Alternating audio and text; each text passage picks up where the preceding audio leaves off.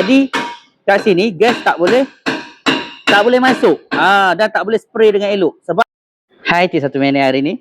Okey, hari ni saya nak cerita bab aircon. Aircon ni sebab ramai orang silap. Okey, apa maksud saya silap? Okey, bila tak aircon tak sejuk je, mereka terus pergi top up gas. Kat sini ni saya nak tunjukkan satu kes hari ni. Tengok kat depan saya ni, owner dah top up gas tapi tetap tak sejuk. Okey, kat sini saya nak bagi tahu. Aircon dia ni sebenarnya tak ada bocor pun. Tapi dia pergi top up gas. Tapi bukan gas yang masuk, udara yang masuk. Kenapa saya kata udara yang masuk?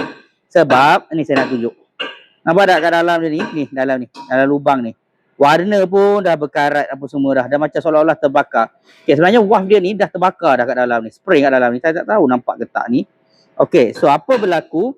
Kat sinilah yang saya kata sumbat tadi. Jadi kat sini gas tak boleh masuk. Dan tak boleh spray dengan elok. Sebab ni spray kat dalam ni dah jam dah. Jadi apa cerita? Kenalah tukar ni. So, faham tak? Kalau siapa ada masalah aircon, boleh bawa datang ke Fizi Motorsport Sang Wipo. Sebab hari ni saya